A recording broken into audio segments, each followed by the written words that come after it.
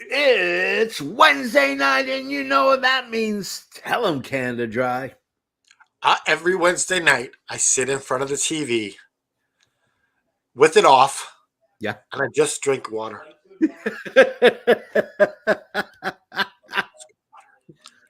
Yeah. Canadian water. Legit. It's time for DAD. It's Dynamite After Dark. Let's hit it.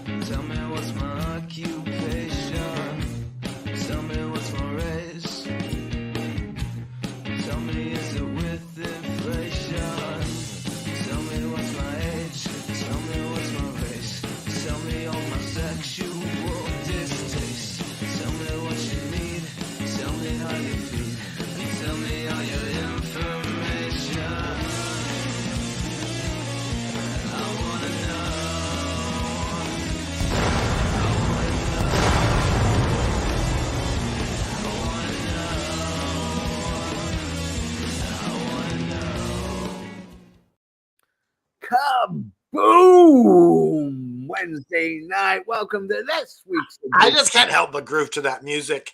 Of course, that is Eric Newcomb's band, Ladder Match. Check them out on Spotify. Oh, yeah. That new album is legit. I love it. It rocks. Really good. I listened to it the other day on Amazon Music. I thought it was fantastic. Yeah. We gotta give these guys props every freaking week. So I am, of course, the king of prediction wrestling. I've read Dracula. I know what's up. I'm the JFB, James from Boston. I thought you were saying I'm the red version of Dracula. I've read Dracula. I know what's up. And I am the patron saint of professional wrestling. I am that gingered up Bob, son of a bitch.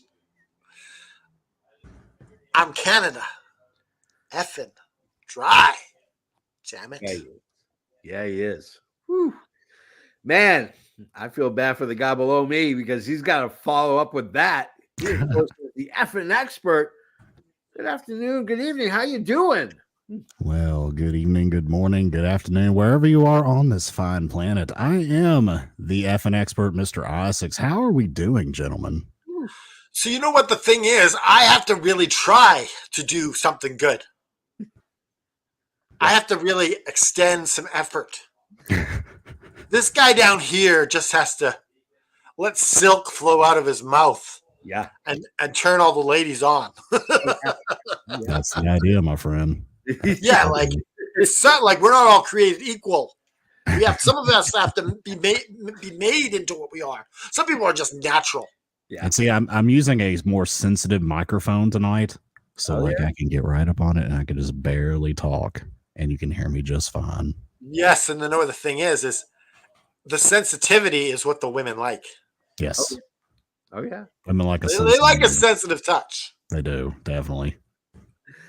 Oh man. Why does this feel like a Howard Stern where you put the microphone up?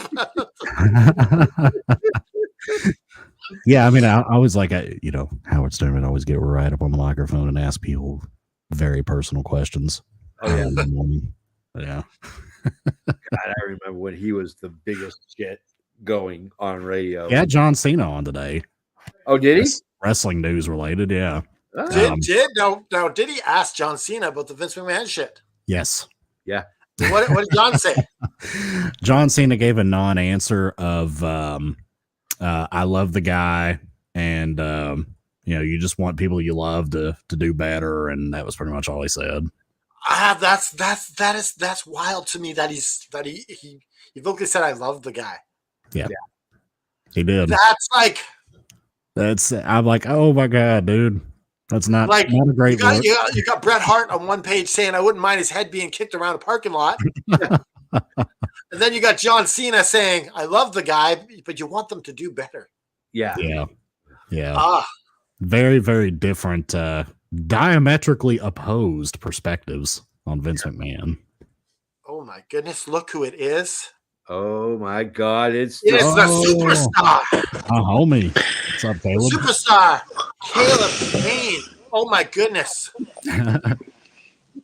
Soak it in, How- brother. Oh, this guy this guy's elite. Oh yeah. He is all elite. I mean, he's got. Says it right there on the shirt. I like this gimmick for him. It's raising him to a new pinnacle. How you doing, superstar? I'm awesome. Hell yeah. Ripping off the Miz here tonight. Oh, is Miz making you throw up? You don't like the Miz? The Miz is the worst superstar all WWE. Oh wow. Whoa. I'm not a Miz guy, so I kind of tipped in your favor there, superstar. It's okay without different opinions. No, I agree with you. Same opinion, buddy. They do. Yeah. All right. Well, let's get to the opening of the show, Dynamite After Dark. We'll keep Caleb on so he can talk about the first match because that's how we start off with a bang. The first match is going to be John Moxley, Mario taking on FTR. Here's some of my notes. It's going to be an old school brawl. It's going to be a physical match, no doubt about it. This isn't going to be moves. There aren't any moves in this match. It's who can slap and beat the living hell out of the other person. Feels like it's a bar. I feel like a bar brawl accidentally like matriculated into a wrestling match. Like that's the feel I got from it.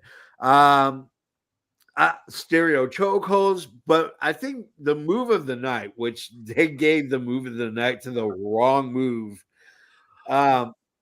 It's dual sharpshooters, and then they decide to slap the shit out of each other. Yeah. How awesome is that? Canada Dry, you start off, my friend. You know who I think should start this? Caleb.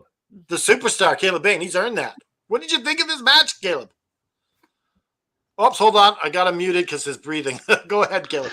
I want BCC to win, but this match was good.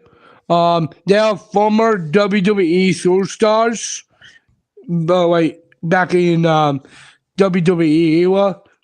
Yeah.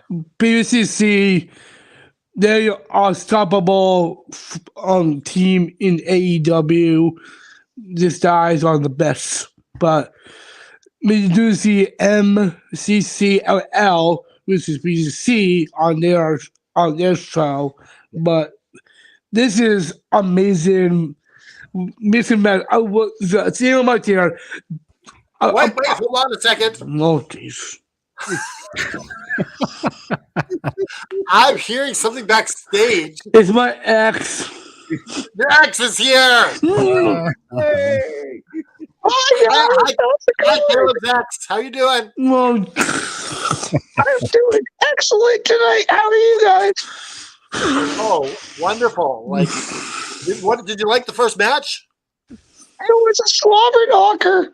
Yeah. If Caleb would have just put me in a sharpshooter, things probably would have been better. Oh, that's true. Yeah. Is there anything you want to say to Caleb? Caleb, why didn't you give me a gift? All you had to do is give me a gift on Valentine's Day. I just can't even. Hi, Caleb. This is your ex's father speaking. Oh, you done messed up now. Caleb, why couldn't you just got my princess a gift? All you would have had to do is get her a gift. Anything to say to that, Caleb?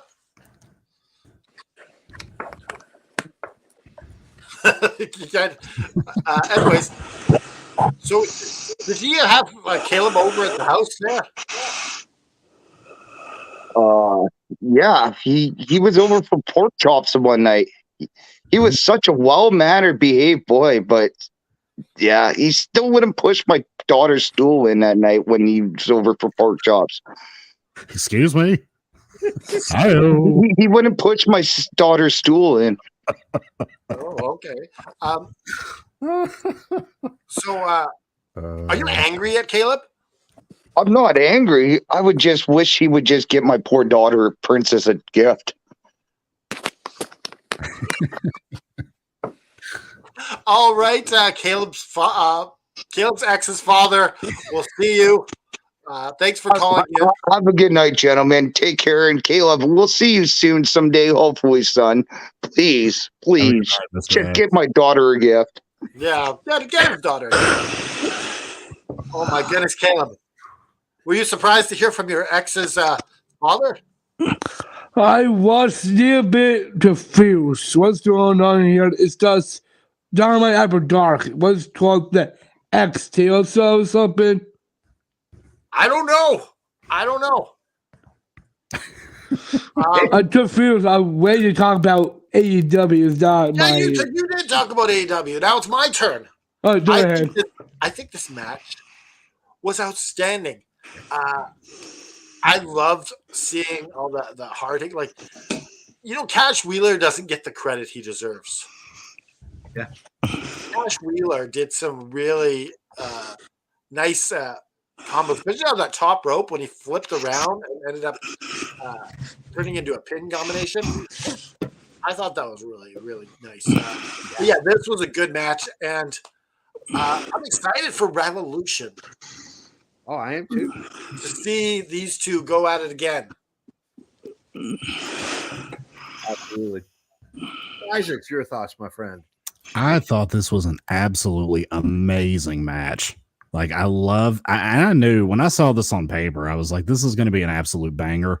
I love the fact that they came in and this was like a blood feud, and they worked the grudge match style tag team match. Yeah. And it was terrific. It was old school. It was hard hitting. Breaking news. NWA is now going to be streaming worldwide. Awesome. All right. Markova goes worldwide. Nice. That's right. We put her over the top the other day with sharing that picture of being the number one contender. Yeah, that's badass. But yeah, I thought this match was absolutely amazing. I loved it. Very hot opener. I knew as soon as Justin Roberts came on and said 5 minutes left, I was like, they're telegraphing a draw. Well, I thought that last week too, but I'm wondering why all of a sudden Tony Khan thinks that a draw is a good idea. Like he's been talking to Byron Hinton too much. I mean, yeah, I love this. I thought it was funny at the very end when the clock ran out. They were in the middle of doing the big rig and they just kind of awkwardly stopped. Yeah. Yeah, they kerfuffled that ending.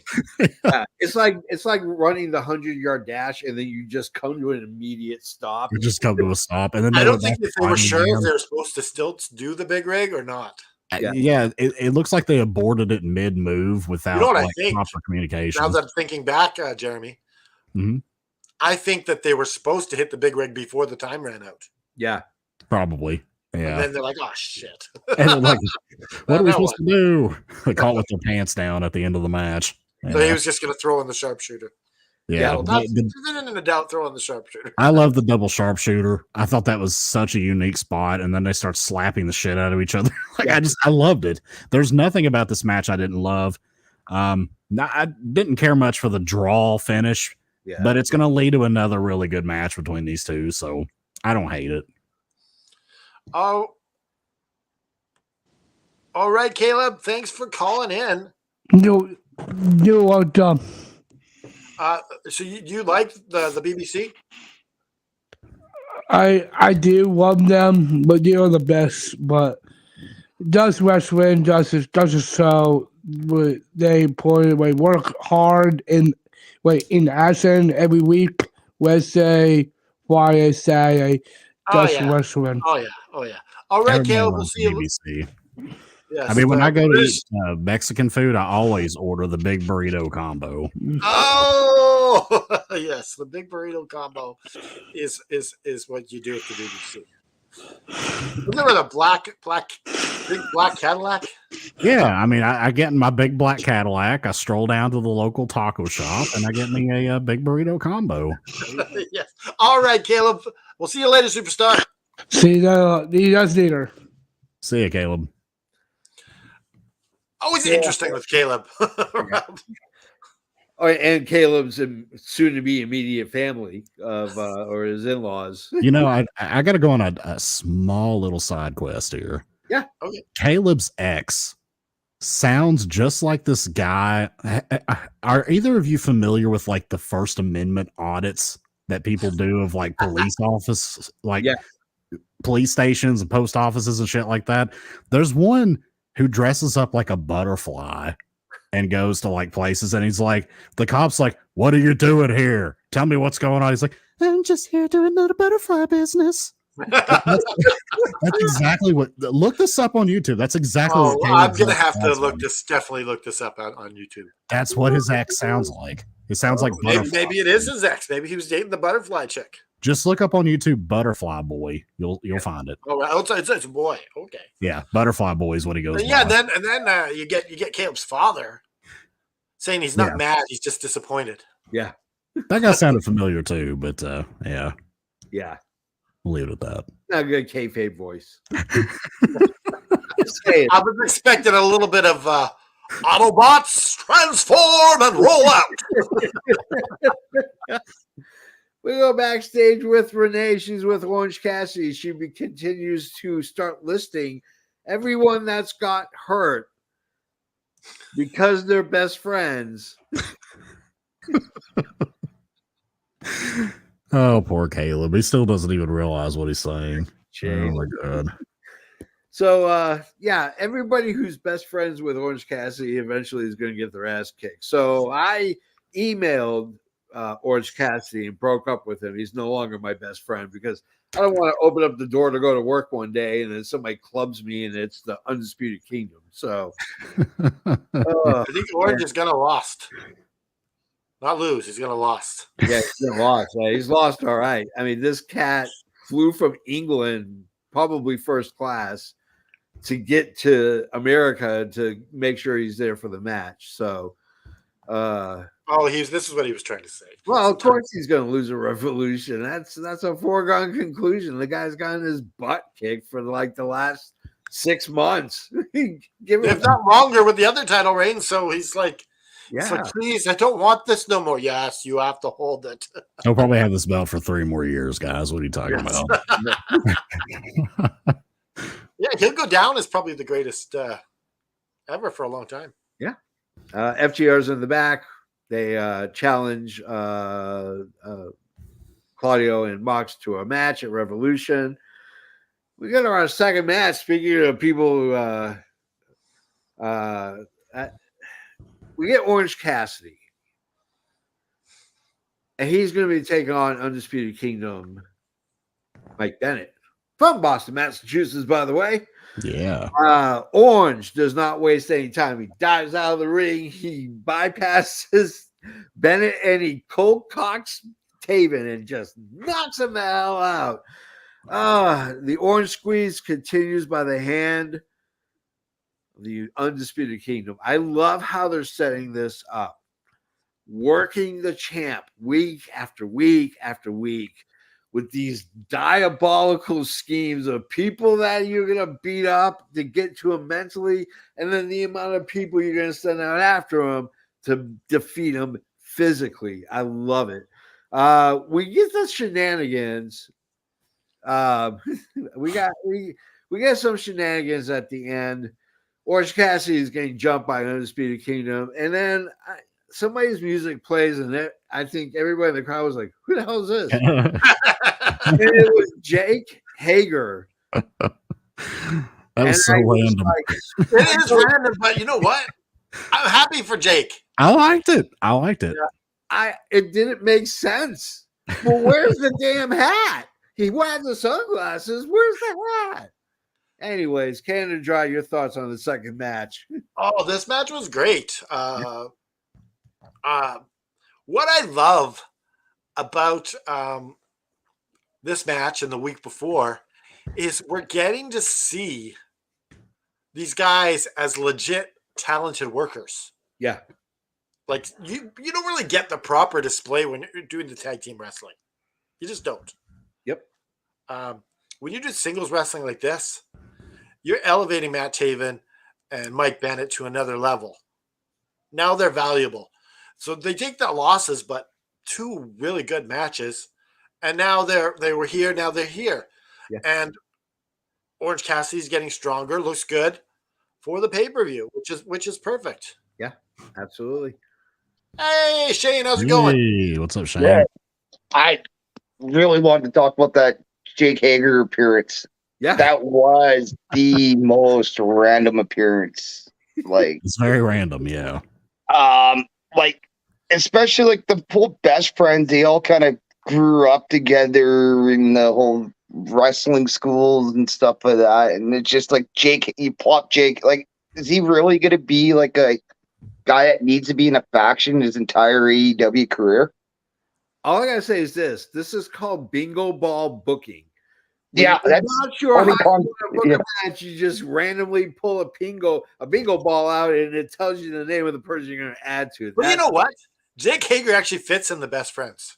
Oh, he totally does. He Yeah. totally does. Like he's just like them. Just if he doesn't brings do back the anything purple- to just say random shit. If he brings back the purple hat, yeah, that'll definitely end up being a perfect fit then. But at the same time, it's just like, is this what they had? Like, they randomly, okay, Jake, what we got for you today? Okay, we're gonna put you in the best friends. Yeah. Well, it's not necessarily that's going to happen, but they do have reason for him to come out because they got a match on Rampage. And if you think of this like a show that's continued for the whole night, the crowd experience, it makes sense because you're like, oh, he's going to come back later. Yeah. Well, that's just like, because the only thing I would have thought, but it's like, no, he's going to lose the title. It's just, this is going to be Jake eventually just trying to compete for the international title.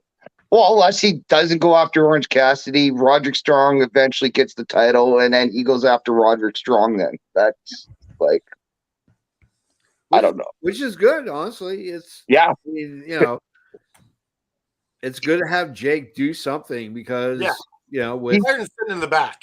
No, he's literally been in limbo. Like, there's not any big matches you can really say except for like the MMA fight against Warwolf, which that was a pretty bad like match. If you ask me, idea. It was, especially Jake Hager's supposed to be actually a legit bad. I've seen his Bellator fights live, and he's legit a tough. Yeah, but that match did not make him look good and make him look like a legit fighter either. So it kind of ruined him 2 separate ways, right? So yeah. Mr. Isaacs, your thoughts on the second match? You know, I thought it was a good match. It was a really good match. It was nice to see Mike Bennett wrestle a solo match. Yeah, like I thought that was great. I think Canada Draw made that point as well, because you don't really get to see what these guys can do unless they work a singles match once in a while. Yeah. And Bennett's a talented guy. He's been around a long time. It was a good back and forth. I thought it was apropos that, you know, Mike Bennett punched a guy in the balls when he's got his hands in his pockets. That's what you do. When the idiot sticks his hands in his pockets, punch him in the damn groin. There you go. All right. That's what you need to do. But yeah, this was a very good match. I really enjoyed it. And yeah, I mean, I don't like Orange Cassidy's gimmick. I don't. I've been vocal about that in the past, but the guy can work. He puts on good matches, and I enjoyed it. Yeah. Absolutely. All right. I did just say that was a pretty solid. I didn't actually talk about the match itself, but that was a pretty solid match. So, like, yeah, Bennett hasn't got, like, between the last 2 years, like Bennett's career, he's also been another guy been in limbo in the last 4 years. So yeah, good to see him actually get that one-on-one match. Because you know what, I love his work in ROH. I love the original Kingdom's work in ROH and stuff like that. And it's good to see those guys finally showing what they're capable of. You're welcome to stay for the rest of the show if you want, Shane.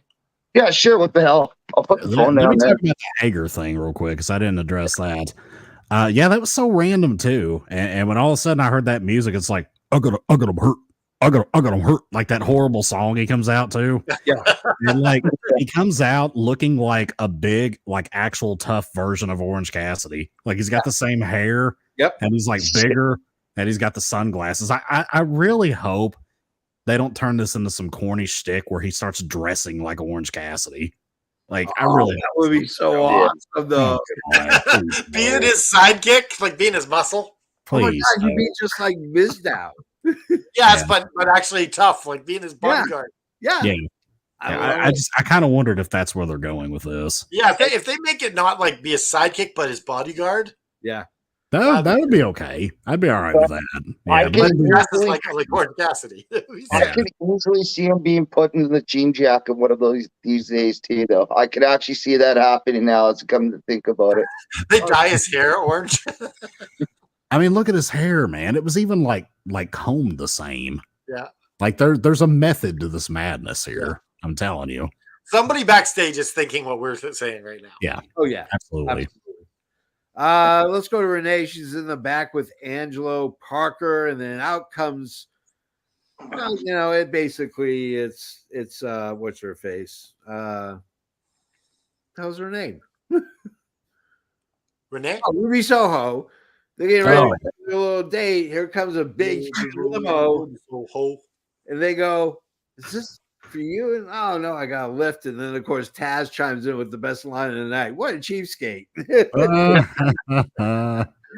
And then we go to Renee, who's back with Ric Flair, and she asks about his thoughts on Sting's final match. He seems pissy, and then he explains, I wasn't asked to be involved, and so I'm gonna look for alternative whatever. And then he walks right to the dressing room door, knocks on it, and it's the Young Bucks. Yeah, it just happens to be the only door right there anywhere near. Yeah. The little neon sign, Young Bucks here. Yeah. Yeah, Young Bucks, and then an arrow pointing right down to the door.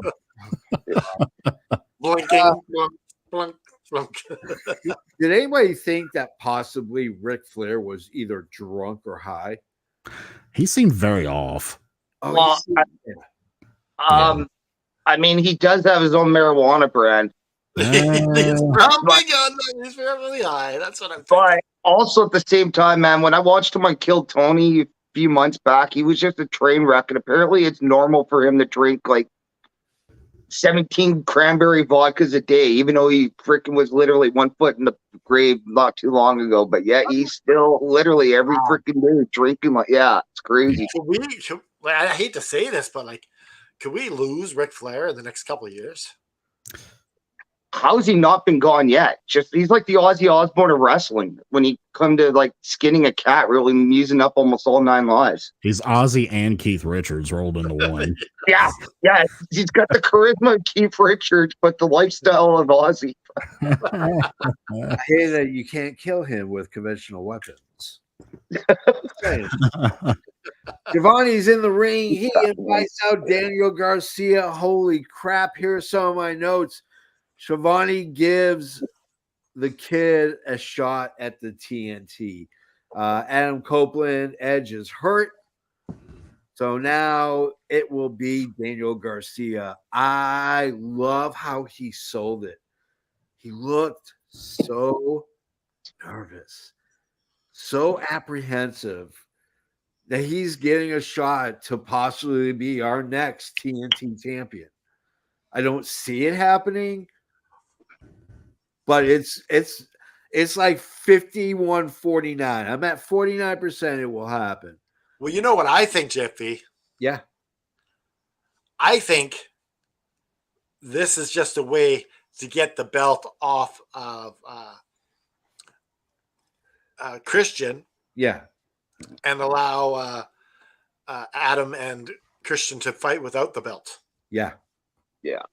Because I think Adam will actually cost Christian the belt. Oh yeah, undoubtedly he will. Absolutely. I fully agree with that. No, that's because there's no sense to have to have Edge go over, and it doesn't seem like somebody that's going to want the TNT title. It's probably best to get rid of the title so Edge could get properly over on Christian in their next or final rubber match. And Adam doesn't need the belts at all. No, he doesn't. I guarantee he probably doesn't want to, like Sting didn't want the tag team titles. Yeah. So here's some advice, kids. Those in AFW that like to cut promos, and you want to know how to cut a real heel promo, because I've seen some of these so-called heel promos you all in AFW have been posting, and it's sad and it's pathetic. It's because you have a bad parent. You need a father. They are just Christian. The fact that he's like, your dead dad is in the grave because he was an alcoholic, your father is amazing. So apparently the address that he did, Sean Rassap looked it up, and it's actually a graveyard. Yeah, when I saw that in the chat, I had to put it in the chat right away. That was epic. Who knows? It might even be the same graveyard that freaking his dad's buried in, for all we know, too. Maybe. What a fine touch. Yeah. My God. It's the attention to detail sometimes. Christian's been getting so much better and better. Like the whole start of this, when he first actually officially won the TNT title, doing the press conferences, like you could just see this build up, and he does not break kayfabe whatsoever in these press conferences either. And it's just like you see this build up, and you don't think he could one better himself. And there he goes again with this promo tonight. Yeah. And then the fact that the address he gave out was for a cemetery was just, what's next? Yeah. What's freaking next? Caleb, I've seen you heel promos. I know how to cut a promo. You know why? Because I pay attention when Christian and Don Callis talk. Yeah. I pay attention. They're monsters. They're monsters. But that what makes me the best. Mr. Isaacs, your thoughts on it? Yeah, I love Christian on the mic. Absolutely phenomenal. I thought Daniel Garcia cut a nice little promo. Yeah. I thought that was nice. Yeah, I think Garcia is going to take the title, and it's going to remove that and from the equation of Copeland and Christian. And I like the idea of Copeland causing him the title, therefore making it a mechanism to further their blood feud with each other. Yeah. So I think that's probably where they're going with this. Yeah, I think Garcia is going to be the next champ. Of course, you know, Edge could always turn and cause. Oh, and then you get well, not after this. It would make sense after getting. They got to have a big payoff between them. Yeah. They've got to finish their feud first. Like, it wouldn't make sense. All of a sudden, you're getting Concerto. Now you're like, oh, it's okay, buddy. I love you. I understood why you gave me the Concerto. I deserved it. Troubled waters, my friend. Nothing to worry about. Totally forgiven. Daniel Garcia, you need a father. I love Where it. is the father? Arnold Schwarzenegger? What? I am your father. I am your father. So Renee's in the back with Rob Van Dam, Hook, and Hangman Adam Page. Talks about opportunity. Where's that noob slam from Mayaka? Maybe Cage should teach Noob how to give good takes. I don't think Cade can teach anyone how to give good takes. Why are we picking on our man Noob here? What's going on? What's up? Don't mess with Noob when it comes to the effing expert. No, Noob is my homie, man. Yeah, I dig that dude. So we see the three good guys, the three baby faces, and like, am I the only one? You know, the Peanuts cartoons and Pigpen comes in and out of scenes, and he's just this dirt cloud that follows him everywhere. There should be a permanent pot cloud around Rob Van Dam. That guy, I'm speaking from experience, probably currently right now, but that guy was stoned off his ass. I mean, wow. Like, how the rest of the people in this interview didn't get high is beyond me, because they could have gotten a contact tag. I guarantee he smoked. You just hit his shoulder, you're like, whoa. Another guy with his own marijuana brand and dispensary in Las Vegas, or at least last I heard of the last couple years ago. Interesting. This is why I love Las Vegas. We go to match number 3. Holy Christopher Columbus as Tony Storm. She's going to be taking on Sydney, the intern. That's what happens when you don't do right here on the All Effing Wrestling Show. Yeah. When you You can't get booted to the ring. we get you into there. We get a squish match. It's a World Class versus Walmart Stalker, because that literally is how that girl looks. She looks like she should be at these shows at Walmart. Oh, not stalking her boyfriend at Walmart. Yeah, no. This match should have just been in black and white. Just screw it and do it in black and white. I love the fact that she did the Venus de Milo, which is, of course, Deonna Purrazzo's finishing move. I'm going to include the fourth match in this, and we talk about both because they were relatively short matches. One, because it was supposed to be. The second one is because someone might have actually died. Yeah, it looked a little rough. Yeah, match number 4. Then that hurt was on the reclip, the move of the night. I'm like, tonight is I almost crippled Madison Rain. Deonna Purrazzo, Madison Rain. They literally show her on her head in that replay perfectly too. When it says "move of the night," few inches from it, it's like, holy Jesus, that's George Savage. She landed on the top of her head. Yeah. And it compressed her entire body. And they didn't call the match. They let it go on so that Deonna Purrazzo could use Toni Storm's finishing move when she could have had a broken neck. She could have had, I mean, I know she has a major concussion. I've been dropped on top of my head. I think she might have gave this year. I'm gonna call back to a couple weeks ago when I said Deonna Purrazzo is not that good.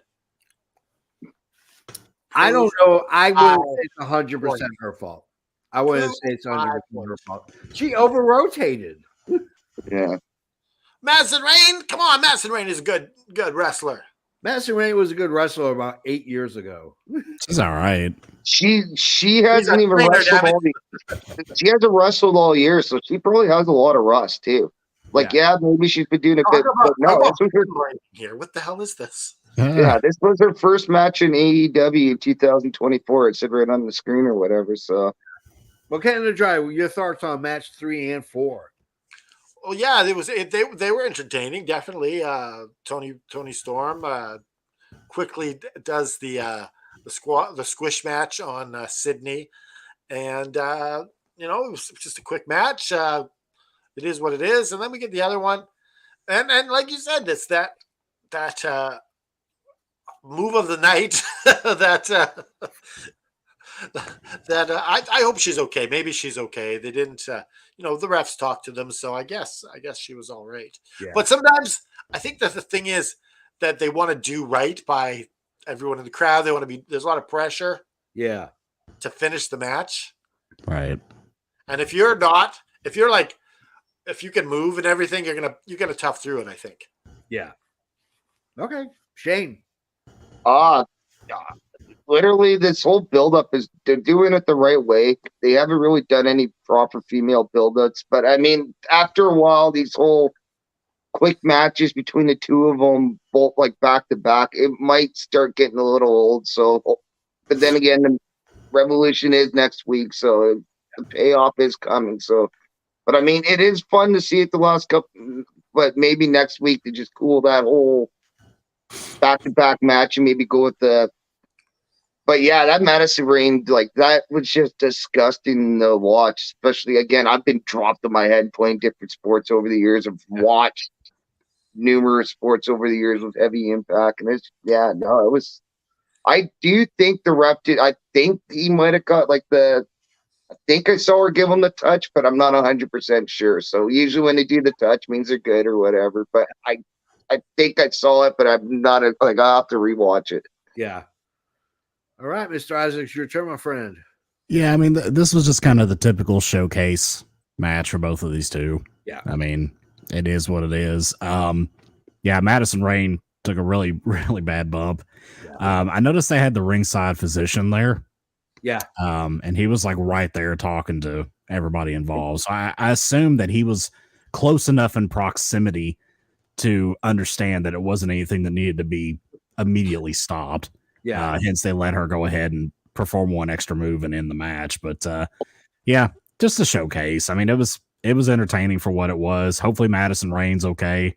Yeah. And hopefully the match between Peraza and Tony Storm is good. Yeah, absolutely. We get Darby Allin in the back. He starts showing pictures with Sting and his family. And then Sting comes in. I didn't realize Sting's dad passed away a week ago. Wow, yeah. I never heard it either. And he gave probably the most passionate, down to earth, real promo that man's ever done in his entire career. Yeah. You can tell it sounds like a guy who's on his deathbed, and he talks about not being invincible, not being immortal. And he's going to leave it all in the ring. Canada Dry, your thoughts on the Darby Allin and Sting promo? Yeah, it touched your feels. Yeah. You're kind of like, I don't want to see Sting go now. It's the end of an era. So it's one of those things that's meant to get you feeling something. Yeah, absolutely. Shane, your thoughts? This is literally like almost watching Mickey Rourke go out in the wrestler. Yeah. Like it's like when he gave that one last speech in the ring or whatever. Yeah. And like I'm like, man, like Sting is at the age of 65 where like people can just randomly have jammers and things along that nature at that age, right? Even the most healthiest people, right? So yeah. Let's hope it's not like that in the final match. But no, that was probably one of his best. That was definitely probably his best AEW promo. Yeah. And probably one of his top 5 promos of all times now. Yeah. Then again, it's a swan song though, so you got to give a great promo. Oh yeah, absolutely. Mr. Isaacs. Yeah, this was absolutely amazing. Like, I love this. You could feel the emotion. It was real. You could see Sting choking up and tearing up, talking about the loss of his father and incorporating it into him starting to question his own mortality as he's coming closer to an end of his career. Yeah. I thought this was amazing. I mean, this is just, you could cut the emotion with a knife in this. This was great. Yeah. Yeah, I think a lot of the promos were really good on this episode so far. Oh, yeah. They were. Yeah, I'd agree with that. We say that until we get to this promo. Ronnie's in the ring. Out comes Wardlow. We found someone actually worse than Hangman Page when it comes to giving a promo. Ooh! That Cade is taking over. I'll tell you, here's my beef with his promo. Okay.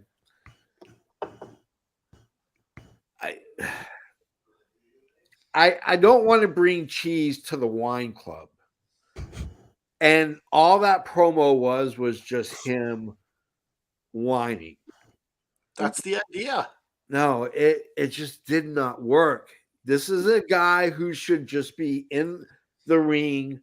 He needs a manager to cut the promo for him. He needs to be in the ring. He needs to wrestle real wrestlers, real talent. And then I can start taking him legitimate and serious. All right, my thoughts on this, or I think this was a impassioned speech. You're bringing up all these good points, but no world title chances. No world title chances. It's like, what? I did this. All these people have passed me, but where am I? I'm still right here, and he's pissed off. Yeah, and so now he's like saying pretty much, I need some real opponents. I absolutely love this. This is, you need more of this. You can't, I find it like, someone gets out there, do their best, and you're like, you suck. I just had an issue with it. Shane, that's okay. You got your opinion, I got mine. Yeah. I think the problem, like, he's had a good TNT run, so he can't really say he hasn't had, but yeah, he hasn't had the title shot. But it's such a contradiction for him saying that he deserves the world title shot and all that when the whole basis is he's part of the United Kingdom to hand Adam Cole the title over. Yeah. So Well, he doesn't want to do that. That's what I'm I know, going. I know that's probably that's probably what good chance is going to happen. They're going to reestablish the Samoa Joe versus Warlow. Maybe one more time. Warlow wins the belt, possibly, and then when it comes time to hand in the belt over, no. Yeah. So, but his promos suck. Yeah, he does need a manager. He cannot I did not, even though he went on that list, I just did not feel true passion from his promos. Like, it just doesn't draw me in or buy me in. Like all the other you promos. agree with JP? Brown nose. I think I think the main issue is that you can't be an angry whiner. You can be angry and stoic and talk in a timbre that's not like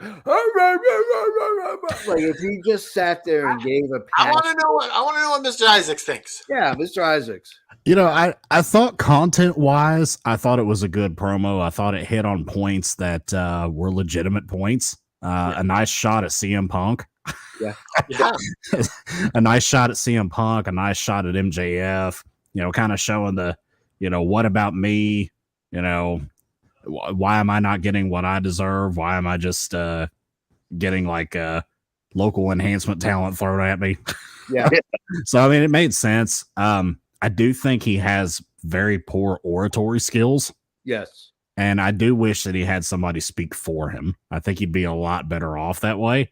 So I like the content. I didn't so much like the delivery of the promo. Yeah. No, but like if you think about it, this is his first major promo. It is. Yeah. Then how do you get better? By repetition and practice. Like me, you, we're all been practicing our promos in the AFW League. And I can tell you when I first started, I wasn't as good as I am now. I'm sure he'll improve some, yeah. But let's look at Roman Reigns. When they officially split everything up and everybody went their singles path, he was absolutely trash on the mic. Like, dash. Remember that? Yeah, they're trying to make him the Rock. Yeah, especially when they had the original feud with him and Cena. I think it was Cena. It was just boring. Like it was nothing. Like, and now like in the last year and a half, 2 years, his promo skills have just been freaking fire. He doesn't need Paul Heyman talking for him much anymore. Yeah, who taught him how to cut that promo was Paul Heyman. Oh, exactly. You're right. You're right. You walk wise, you will grow wise. Yeah. I mean, like I said, you can be the whiny crybaby, but to do it angry just doesn't work.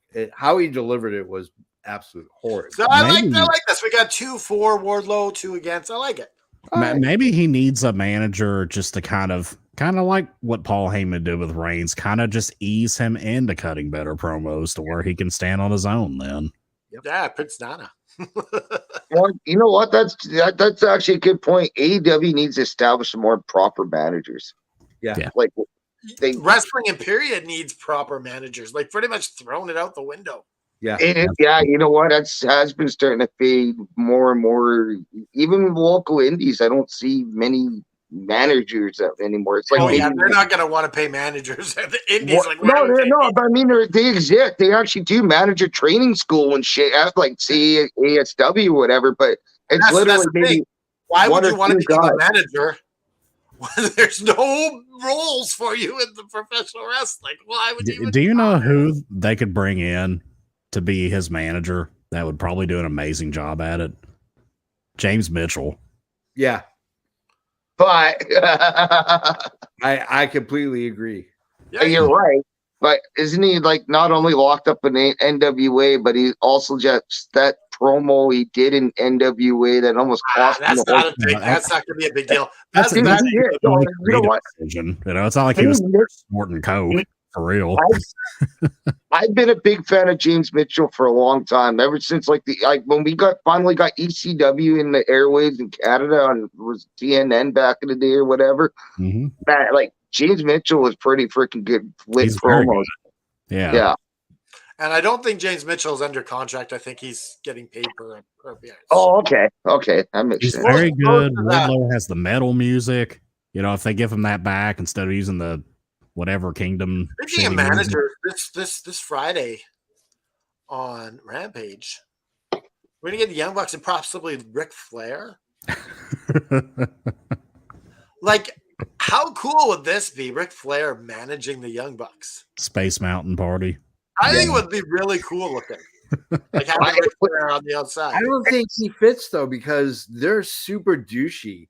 They need someone equally. Ric Flair can go douchey. That's just, right. You Young said you Bucks- Ric Flair can go douchey?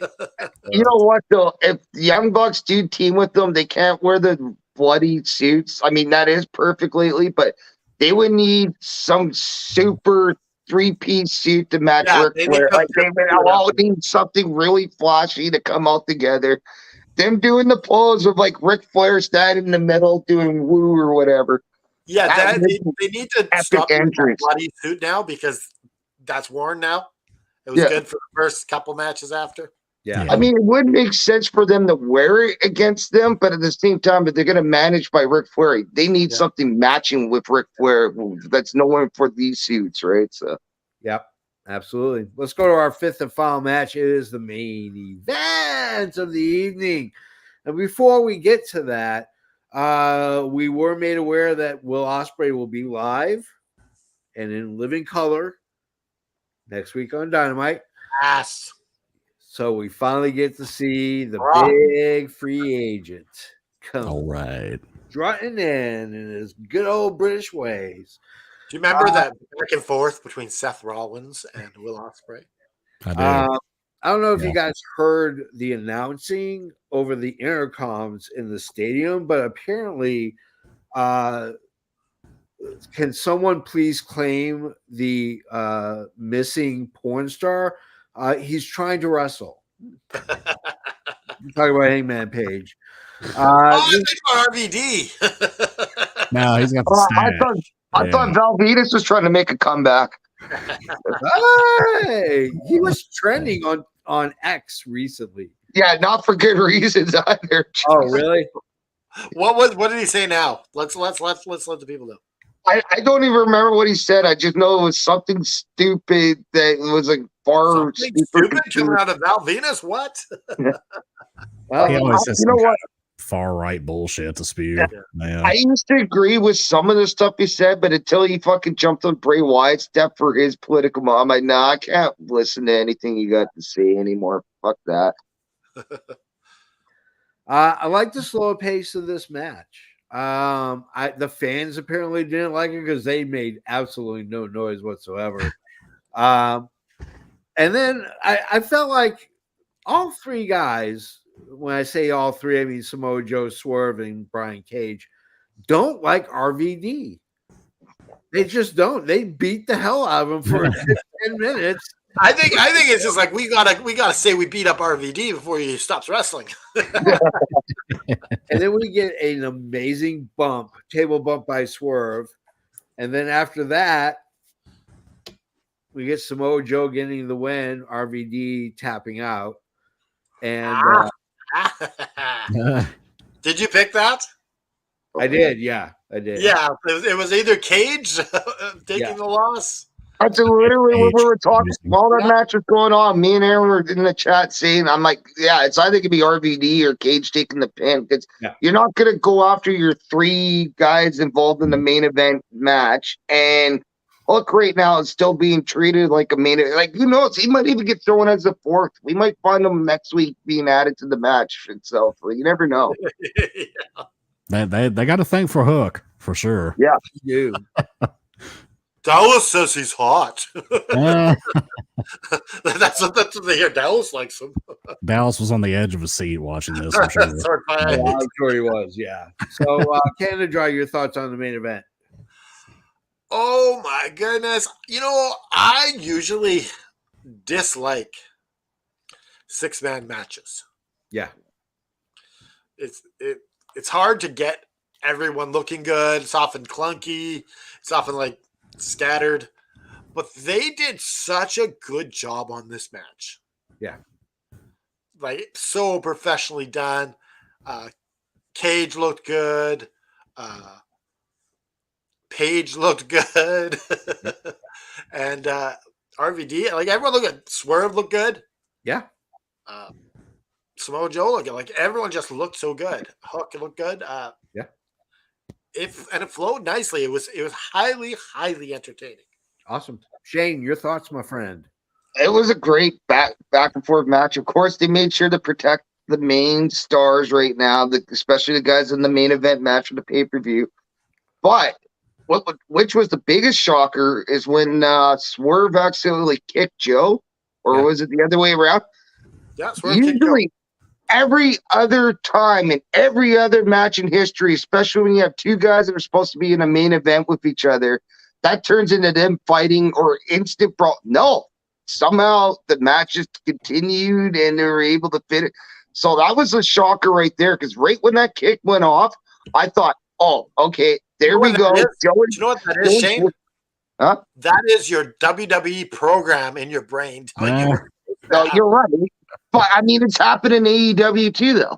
When the moment when you got two guys that are on the same team and they're supposed to be facing off, and one hits the other, boom, it triggers. It's a classic wrestling story every time, right? So I'm just surprised it didn't. Yeah. So I'm actually surprised that didn't happen. But of course, it was either had to be like RVD is one of my all-time faves. But either it had to be RVD or Brian Cage's match taking the loss, and unfortunately, it's RVD. So, and that's going to be his third loss, probably at least. Or well, you know what? The beautiful thing about bringing a guy like RVD in is going to be like a month away before he comes back. Yeah, and everyone forgot about this loss, and he gets to start fresh again. Yeah, pretty much. Yeah, very true. Yeah, so great match. Mr. Isaacs, your thoughts, my friend? I absolutely love Rob Van Dam. He's one of my top 5 favorite wrestlers of all time. Yeah. And I don't know if this guy has a special weed strain for like the Fountain of Youth or something, but like this guy looks like he doesn't age. No. And he can still jump, and he's still athletic. He can still hit the spots. This was a really, really good match. Yeah. I'm kind of with Canada Dry. I don't really like, I call them clusterfuck matches. Yeah. These 6-man and 8-man tags. They drive me crazy, but this was actually really well done. The spots were pretty well planned out. I like the table spot. I did think it was funny though, that when the commentators lost their monitor, they completely like lost the flow of what they were doing. Yeah. And at the very end of the match, when Joe is getting the tap out, like they made it like, Shane, Swerve is getting in the ring. What's he going to do? Like, what they think he was going to come in, attack his partner, and keep him from winning? It was a dumb call. It's like they got confused on what they were supposed to call and what they were supposed to do. I guess their notes probably got scattered everywhere and everything. I thought that was kind of funny, but this was a really good match. Yeah, it probably was. They didn't have all their stuff. The power they were probably expecting what I was expecting. Oh yeah, the double cross turn right there. Yeah. But Swerve's about to get in the ring. What's he doing? Like, he's going to keep his team from winning. Is Swerve going to swerve Samoa Joe? Oh man. Well, we are at the end of the show, which is where we bestow upon thee the flowers that we want to give. Favorite match. Okay, well, I'm going to add something to this just for fun. Oh boy. So you're going to add in your favorite video game when you were a kid. Okay. As well. Okay. So favorite match, favorite segment, favorite video game as a child, and then, of course, number of bells 1 to 5. Canada Dry, you go first. Oh my goodness, the pressure's on. I don't even know my video game yet. Yeah, thanks. I wasn't expecting it. Yeah, I wasn't expecting that. Yes. Okay, so my favorite match. I'm gonna have to go with the main event. Yeah, I enjoyed this. Got the best. It's kind of like a Baskin Robbins where you get to taste all the different flavors at the same time, but it's not just mashing up together. But the flavors are all sweaty, man. Yeah, it stick my dick. You were like, should I run with that joke or should maybe not. Anyways, so we get a really good match there. We already talked about it. So my favorite video game as a kid, I'm gonna go with a classic quarter grabber at the arcade. Yeah. Double Dragon. Okay. Ooh. The I love first that time game as a kid. All right, let's go to Shane. I didn't do my before thing that, yet. Who knows? I had the little handheld Double Dragon game. Yeah, Like, remember that's that? the Tiger one, yeah. Plus other Double Dragon games. Good choice. So yeah, Double Dragon for in the arcade. It was a quarter stealer. Yeah. First time I'd seen it, it was just like, oh my goodness, this is freaking cool. And I think I threw like $5 in that first time. It was just like, come on.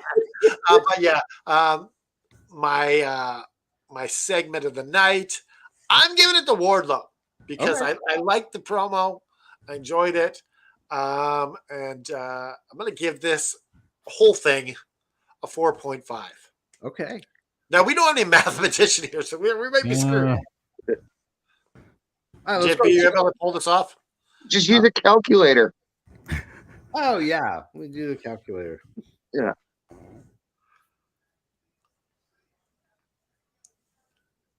All right. It's your turn. I'm gonna have to go.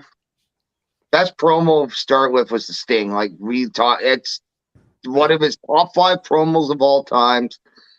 And the fact that was kept pretty close cards to the chest. The fact his father died. No, there was no, like, usually those kind of information would be in the dirt sheets, but nothing was leaked, nothing at all. And you're just finding about it tonight or whatever. Yeah. So Caleb gives us a 9.58. Out of 5. So this, Yeah, the Caleb, dog- you that got was to give the that a one song. 5, so just so you know. And then the best match, I'm gonna have to go with the opener. Both teams got protected in the long run because it went to a draw. Honestly, it would be maybe cool to see them go back at it again. You know, like not right next week or whatever, but in a few weeks or a pay-per-view where Yeah, it's that's like, what it is. It's going to be a revolution. is it? Yeah. Oh, well, I got better smoke another one then. Anyways, video games, I like Coin Grabbers is hilarious because Simpsons was a bad one. Ninja Turtles was another bad one, but I'm gonna have to go with NES games, and that's gonna be a tough because it was either Teenage Mutant Ninja Turtles. I used to play the hell out of as a kid, That was good on the NES. or Mike Tyson Punch Out. Oh, Yeah. dude, come on, you got to pick one. I know. I'm gonna have to probably go with Teenage Mutant Ninja Turtles There just you because go. the fact that I had all the toys as a kid, or not all, but quite a few. And there was more to it than just your boxing in the ring, like Yeah. especially that water level. That water, like I don't remember if I ever Oh, did the balls. eventually beat it. Yeah. Yeah, like So, what was the rating for the show? I'm gonna have to get now just to screw the calculator. I'm gonna have to give it a 4.25.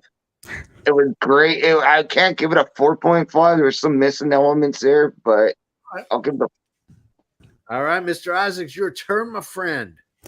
I am very annoyed right now because the Kentucky Wildcats just blew the game against LSU and lost 75-74. And you're just draped in blue right now. It's just like you want to. Yeah, I was sitting here watching it over my shoulder here, and they literally LSU scored a last-second basket and won by 1 point. Stinger. That's a stinger. But anyways, getting back to the matter at hand here, gentlemen. My match of the night was the opener. FTR BCC, absolutely loved it. Classic style feud grudge match, tag team match, absolutely loved it. Promo of the night by far, Sting. Yeah. I mean, nothing even came close to that. Yeah. And favorite video game, I'm younger. I don't know how old Shane is, but I know I'm younger than Canada Dry and JFB. So I'm going to go with I'm almost 40. I'm going to go with a PlayStation 1 era game. That's good. And it's Resident Evil. Ooh, yeah. One of my all-time favorite games. I absolutely loved playing through Resident Evil. And I played through it with both characters multiple times, did the alternate endings and all that. Absolutely loved it. Bought the director's cut and went and played through it again. So that was my favorite. I was one of those games ahead of it. I was one of those games ahead of its time for PlayStation 1 too. There was a It was few games amazing. like Silent Yeah. Hill, Metal Gear Solid, and that was another game that was ahead of its time. Yeah. Oh yeah. Absolutely. And my overall bell rating for this, I'm going to give it a 3.5. I would give it. Oh, low. You didn't like it. No, I liked it. I would give it a 4 or above, but it was very top heavy. It was heavy at the beginning, it was heavy at the end, and the stuff in the middle was just okay. I love the opener, and I love the main event, and I love the Sting promo. I love some of the promos. The Orange Cassidy match was good. It was. You know what? I'll be a little more generous. I'll give it a 3.75. Okay. There you go. I talked you off of it. So now we equal a point together. My 0.25 and your 0.75. So this should make it easier. Yeah, make the math a little easier for us. I'm loving this video game thing. I want to know more video games next week. Oh, dude, I played video games my entire life. We can talk about that shit all night. So for me, match of the night was the opener. Oh, it was so pretty. It was so awesome. Yeah. I would say my segment had to be Sting. Yeah. I mean, that was a promo that didn't need to happen, but thank God it fucking happened. You know, thank God. My favorite video game growing up as a kid was Blades of Steel. Oh, I had that game too. I had that. Went to NES at the video store, and rent that game, and just played Blades of Steel freaking forever. Yeah. I'm gonna give it 4.75 bells. It was damn near perfect, and the Wardlow promo is what blew it for me. Not like that promo. Kept it from being perfect. Yeah. Thanks a lot, Wardlow. Yeah. my highlight is your low life. So our grand total is 4.35.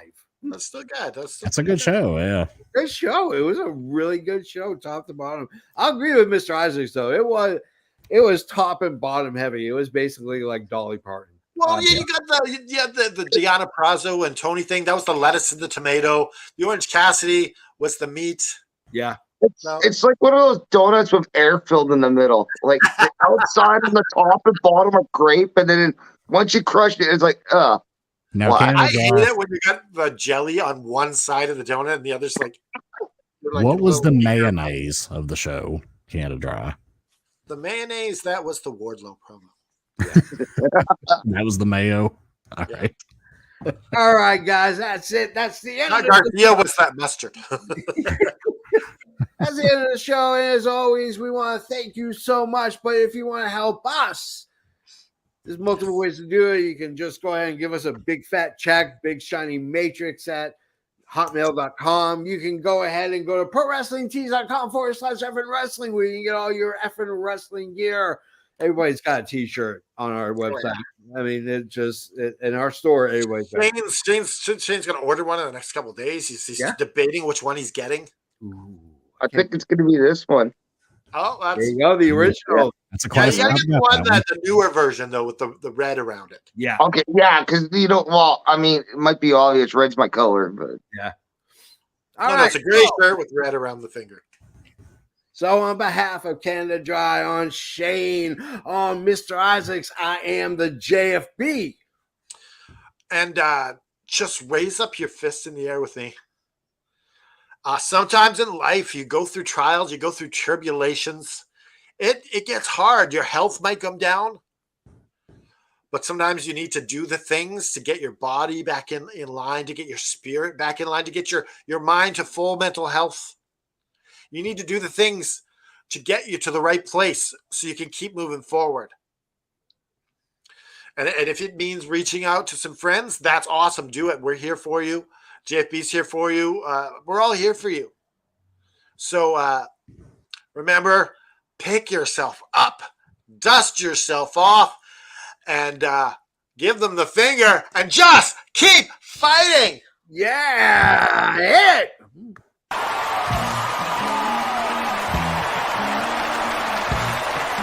This has been an effing worldwide media production.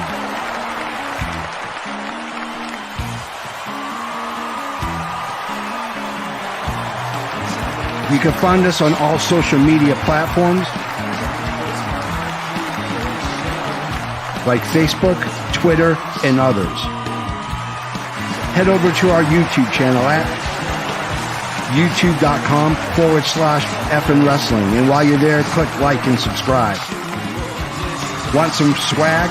Head to our store at prowrestlingtees.com/effing wrestling. You can find all these links and much more at our awesome website, effingwrestling.com. As the JFB always says, you can book it.